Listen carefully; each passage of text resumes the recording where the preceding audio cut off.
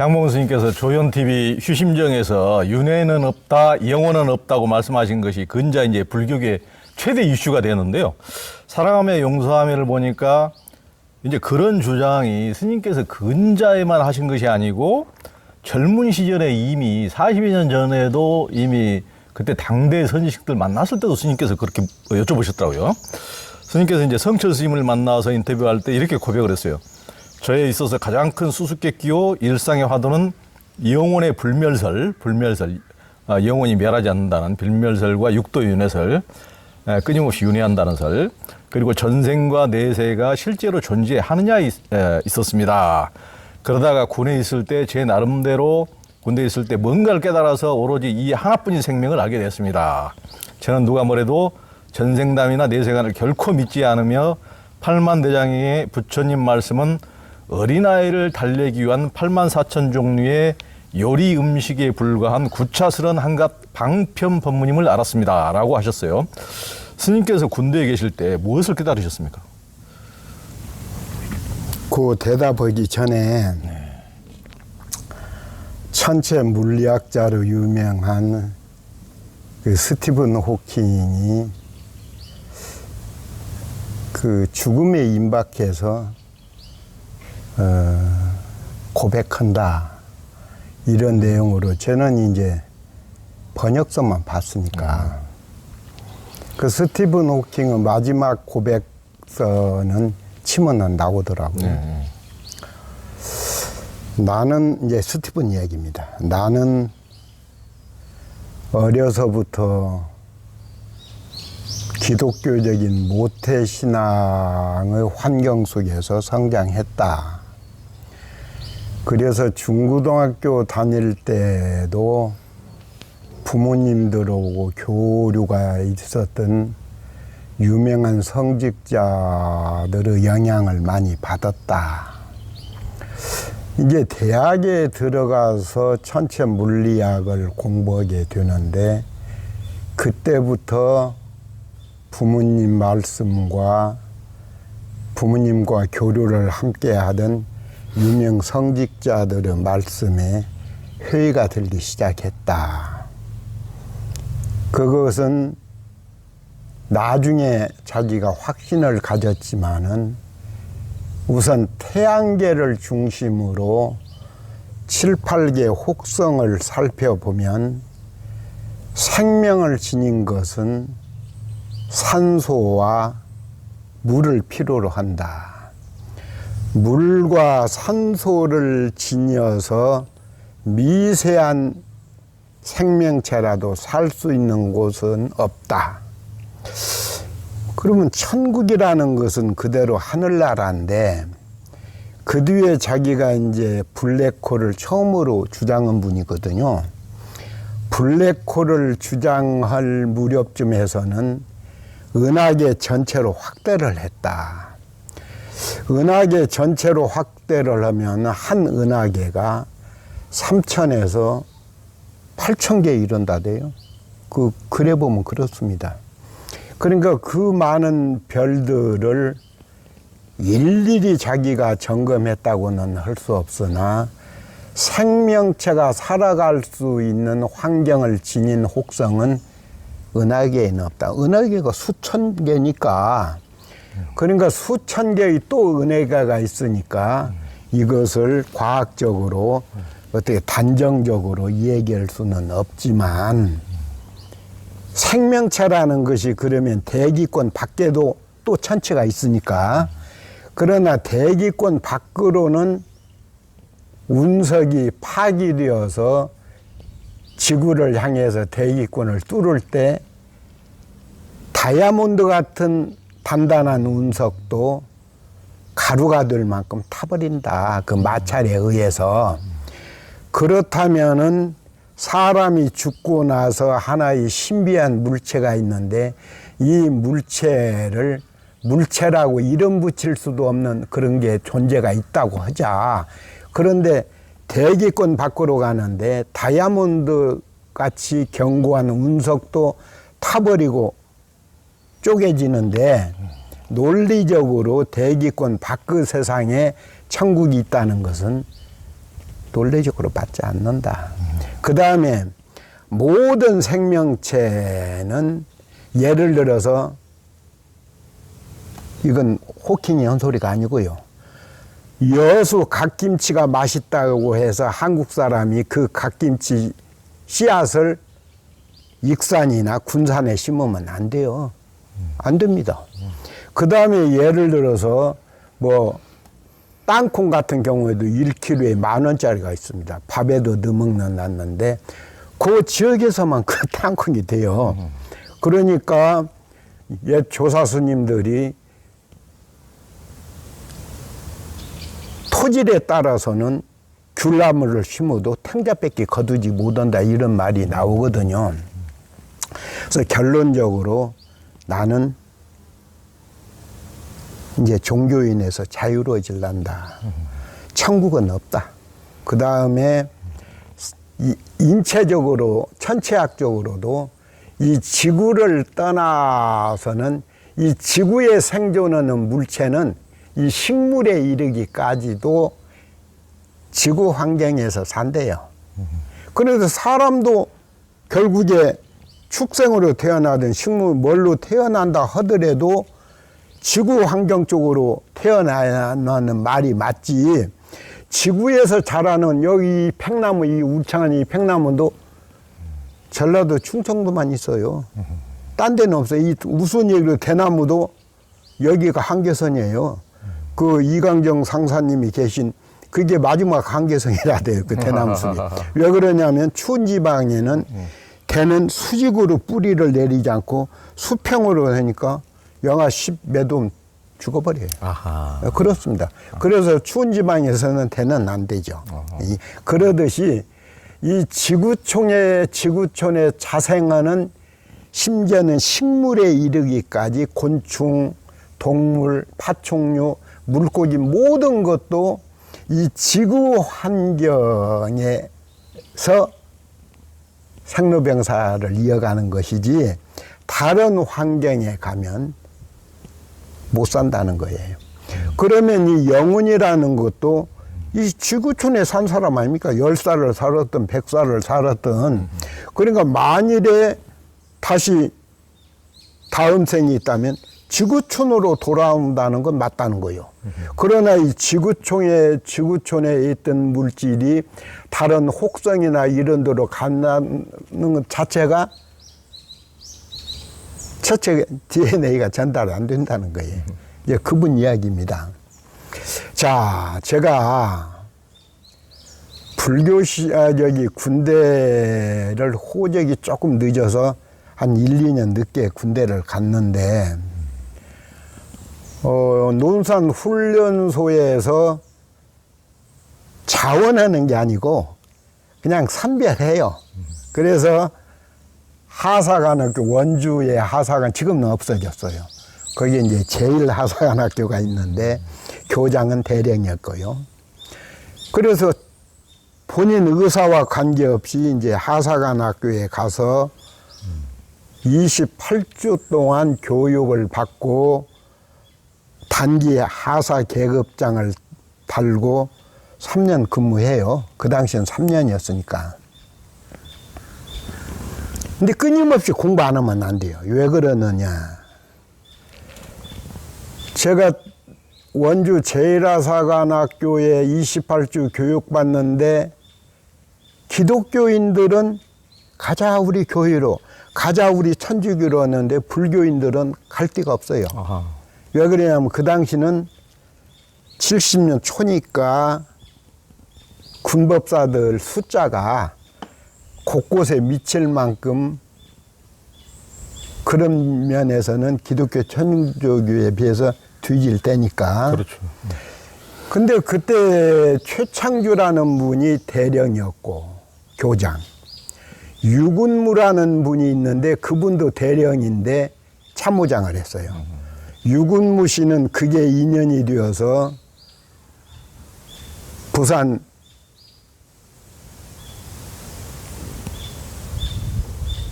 군수기지 사령관 했어요. 쓰리스타 달고. 불자였고.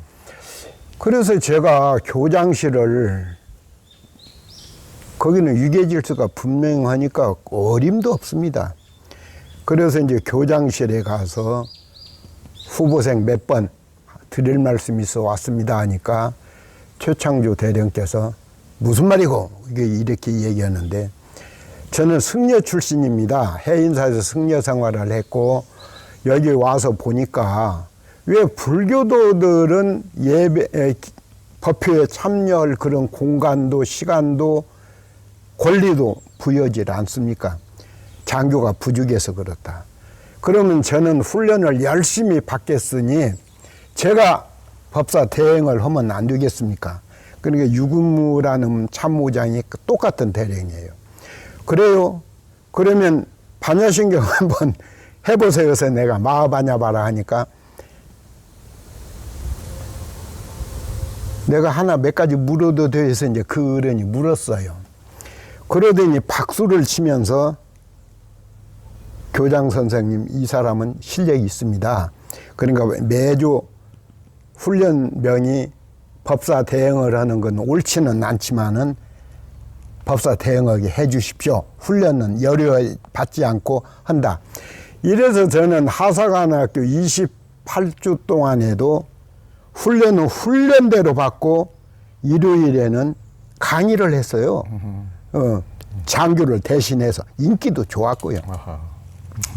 그런데 유근무라는 그 장구, 그분이 이제 대령이 이기자 부대 27사단은 없어졌습니다. 2, 3년 전에. 근데 이기자 부대 참모장으로 하산학교에서도 참모장, 같은 대령인데 27사단 참모장으로 떠나시면서 교장한테 몇 번 후보생 누구는 하사를 다루면 우리 부대로 보내주세요 해서 그렇게 갔어요. 그래서 저는 군대 3년 동안을 군복 못 입고 삭발하고 승복 입고 또 역시 3년을 법사 대행을 했어요. 예, 하상한학교에서도 후보생으로 법사 대행을 하고 27사단에 대성사라는 절이 있는데 거기서도 장교님이 안 계셔서 제가 군복 벗어버리고 승복 입고 법사 대행을 공부 안 할 수가 없습니다. 예. 이제 끊임없이 제가 책을 보는데 제 학력이 초등학교잖아요. 그래서 옛날에도 책 읽기를 무진장 좋아했는데 거기 가서는 일주일에 멀다 하고 제가 강의를 해야 하기 때문에 끊임없이 공부해야 해요. 끊임없이 책을 봐야 하고. 그래서 뭐 동국대학교에서 교재로 하는 불교학개론을 달달달 요일만큼 그렇게 습독을 했고요. 그 다음에 이제 일본 사람이 쓴 건데 지금은 그 출판사가 있는지 모르겠습니다. 현암사라는 출판사에서 있습니다. 알기 쉬운 불교라고 해서 한 20권 나와요. 번역은 누구냐가 하냐면 이원섭이라는 분이 원로 작가인데 이분이 이제 번역을 하고 그것을 또 막 달달달 외웠죠. 한 20여 권을. 그 다음에 이제 일본 불교가 한국 불교를 앞선다는 확신이 있었더라고요. 그래서 이제 일본 불교 학자들이 번역했던 책들을 찾아다니면서 공부를 했죠. 그러니까 해인사 같은 데 있을 때는 한정된 책만 봤는데 그 3년 동안 이기자 부대에서 장교 대행, 법사 대행을 하면서는 놀랄 만큼 다양한 불교 서적을 공부를 했어요. 근데 이 일본 불교에서는 상당한 부분이 영혼에 대해서 부정을 해요. 일본 불교는 그래 좀 앞서 있습니다. 교학적으로는 뭐 세계 가장 앞섰죠. 그렇습니다. 당신. 네. 그 다음에 이 윤회 사상도 그 불교 중촌원 교수인데 돌아가셨습니다. 그분이 대표적인 분인데 좀 자문하자. 왜 윤회 육도만 있었겠느냐. 이 윤회가 발달된 것은 고대 인도인들이 계급제도 했잖아요. 이제 출가 수행자들 바라문 그렇죠. 정신적으로 제일 위에. 그 다음에 이제 장군이나 뭐 왕권에 있는 사람들이나 귀족들이나 크샤트리아. 그 다음에 이제 상공, 공업, 뭐 농사 이런 데 있는 사람은 바이샤. 그 다음에 이제 뭐 화장하는 장의사라든지 이발사라든지 세탁해주는 빨래하는 사람들이라든지 또 화장실을 치우는 사람들이 이것은 이제 수도라. 수트라 이렇게 했잖아요. 그 밑에 이제 불가족 천민 있고. 그래서 이 윤회가 발달할 수밖에 없었다.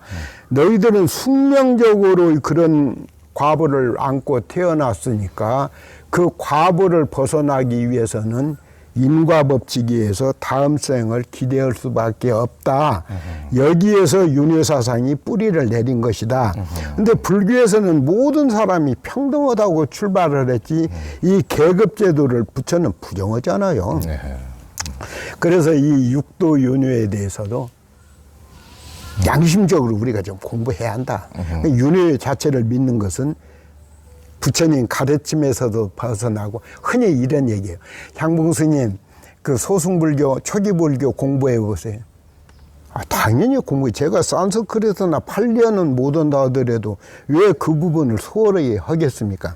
다만 몇 번이나 얘기했지만은 산신이나 융왕이나 칠성신앙이 불교의 본류의 가르침은 아니지만 먹고 살기 위하고 사찰 경제를 앞세워서 민중들한테 뿌리 깊게 내린 토속신앙을 불교에서 배척하면 손해니까 끌어들였잖아요.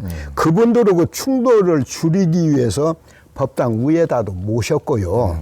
그런데 그런 일본 서적가는 벌써 수행해서 아가 온 게 아니고 이 일본 불교가 상당한 부분을 앞서 가는데 제가 공부를 해보면 이 윤회 부분은 불교 사상이 아니라고 선을 긋는구나. 그 다음에 이 우리 스님들이 입만 벌리면은 업장 소멸해요.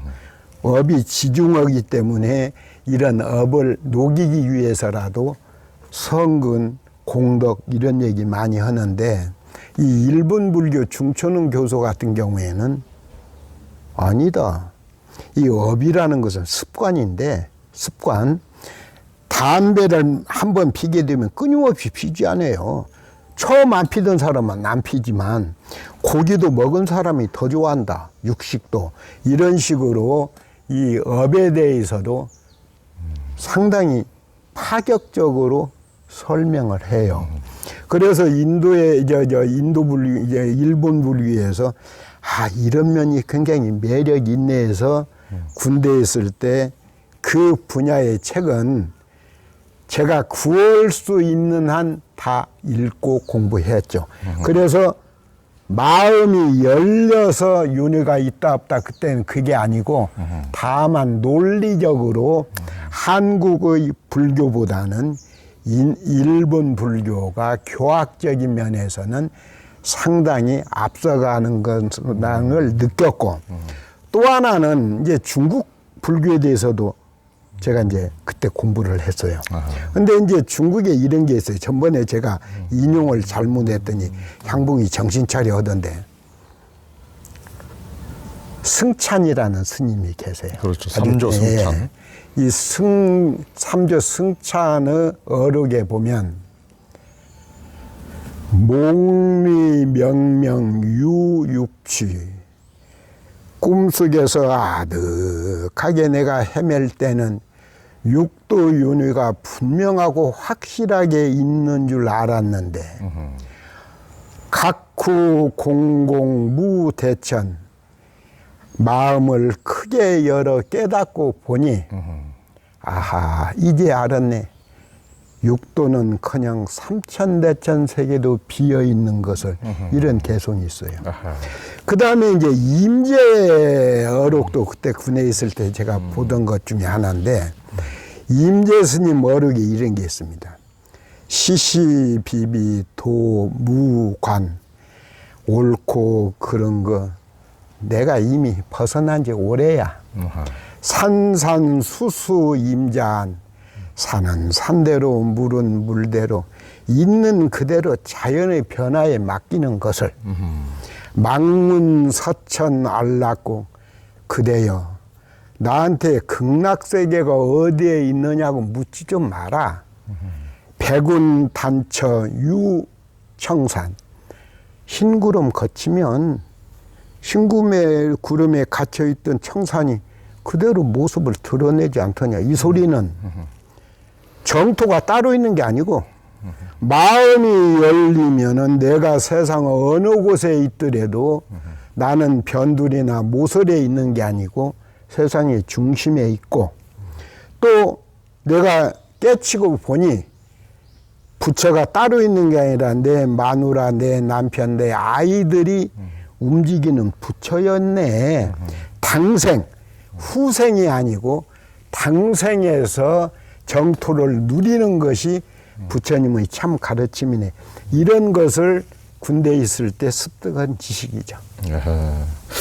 그렇죠. 그때 당시에는 이제 뭐 지금은 한국이 이제 교학적으로도 그래도 조금 이제 조금씩 더 진일보하고 뭐 빨려도 하고 산스크리트 배우는 사람도 많이 늘었지만은 일본은 이미 100여 년 전부터 빨리 산스크리트에 대해서 굉장히 직접 그 함원뿐만 아니고 그 원전을 더 번역하고 그런 것들 국가 차원에서 해가지고 교학이 굉장히 앞서 있고 아까 말씀하신 아마 나카무라 하지메 박사나 이런 그 대단한 이제 교학자들이 뭐 기타로 교토학파의 창시자라든가 뭐 대단한 세계적인 이제 거물들이 많이 나왔고 또 뭐 성철 스님도 항상 이제 상자를 드리면은 처음에는 이제 이것을 띄어야 불교를 알 수가 있다고 일본 이제 책자 한 10권을 딱 독서 목록을 해주고 그걸 먼저 읽도록 이제 했다고 그러죠.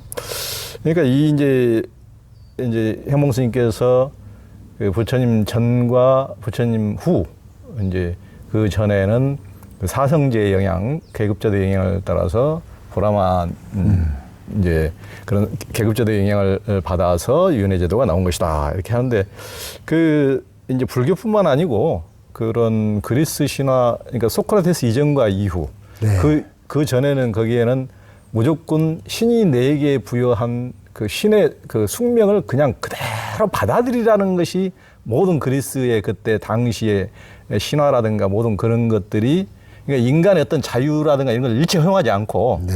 신이 준 것을 그대로 네가 받아들이는 것이 너의 숙명이다. 인간 땐 숙명이다는 것을 강조했는데 그 이후에 이제 소크라테스 이후에 철학에 등장하면서 그것을 이제 깨고 나오는 거죠. 인간의 조금 네. 이제 선택 폭이 네. 넓어진 거죠. 이제 그것과 비교해서도 비슷한 흐름으로 보여집니다.